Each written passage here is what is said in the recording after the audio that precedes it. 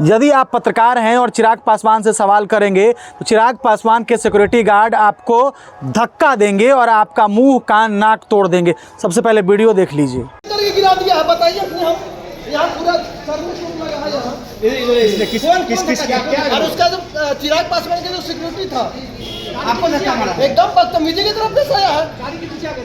गाड़ी अगले चक्कर के नीचे आ गए हैं। पत्रकार को इसीलिए बुलाया जाता है क्या? पूरे वीडियो साहब रह चुके हैं, है ना, वो हमको खींच कर चक्कर से बाहर निकाले हैं। दरअसल चिराग पासवान आज हाजीपुर आए थे। हाजीपुर पहुंचकर उन्होंने आज सर्किट हाउस में एक बड़ी प्रेस कॉन्फ्रेंस की और चिराग पासवान का प्रेस कॉन्फ्रेंस ऐसा प्रेस कॉन्फ्रेंस था, एक ऐसा प्रेस कॉन्फ्रेंस था जिसमें मीडिया के द्वारा न सवाल पूछा जाता है और न चिराग पासवान मीडिया के जेन्युइन सवालों का जवाब देना चाहते हैं। चिराग पासवान आते हैं, पत्रकार महोदय वहाँ माइक रखते हैं और वो मोदी जी के मिशन को गिनाना शुरू करते हैं। मोदी जी ने क्या किया, मोदी जी कैसे नेता हैं, मोदी जी में कितना डायमंड लगा हुआ है, मोदी जी में कितना गोल्ड लगा हुआ है, उसकी चर्चा चिराग पासवान करेंगे सर्किट हाउस में बैठ करके। लेकिन ये चिराग पासवान जो रामविलास पासवान के बेटे कहे जाते हैं और हाजीपुर संसदीय क्षेत्र से सांसद हैं, वो हाजीपुर के विकास के बारे में बात नहीं करेंगे। हाजीपुर में उन्होंने कितना विकास किया, हाजीपुर संसदीय क्षेत्र को उन्होंने क्या दिया, उसके बारे में चिराग पासवान बात नहीं करेंगे।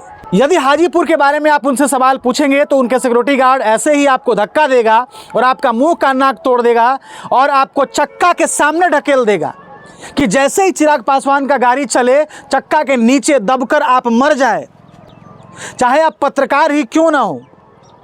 सबसे तो पहले ये लोग पत्रकारों को इनवाइट करते हैं, प्रेस कॉन्फ्रेंस करवाते हैं, वहीं पे आनन फानन में बिद्दुपुर के वीडियो वहां से चक्का के पास से पत्रकार को खींच करके बाहर करते हैं। यदि बिद्दुपुर के वीडियो हमें लगता है कि यदि 10 सेकेंड उस पत्रकार को खींच कर नहीं निकाला होता पहले तो शायद आज पत्रकार के ऊपर गाड़ी चढ़ा दी जाती। तो ये है चिराग पासवान का मिशन और ये है चिराग पासवान का काम। चिराग पासवान अपने पिता के नाम पर आते हैं और वोट लेते हैं। हाजीपुर को अपनी माँ कहते हैं, लेकिन हाजीपुर को अंगूठा दिखाते हैं, हाजीपुर को ठेंगा दिखाते हैं। चिराग पासवान मोदी जी के बजट के बारे में बात तो करते हैं, मोदी जी के बजट का प्रचार करते हैं, क्योंकि मोदी जी ने कहा है कि जाइए और अपने संसदीय क्षेत्र में जाके प्रचार कीजिए, जो हमारा बजट है इसके बारे में जाकर के बताइए।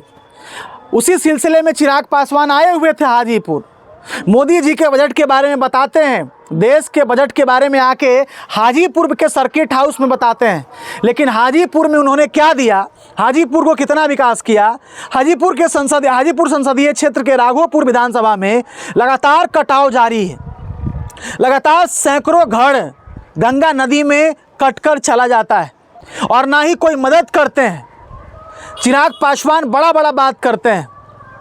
जो लोग चिराग पासवान के मानने वाले लोग होंगे, मुझे पता है कि ये वीडियो से उनको बड़ा दुख लगने वाला है, लेकिन कड़वा सच ये है कि आपके नेता ने कभी विकास की बात की ही नहीं।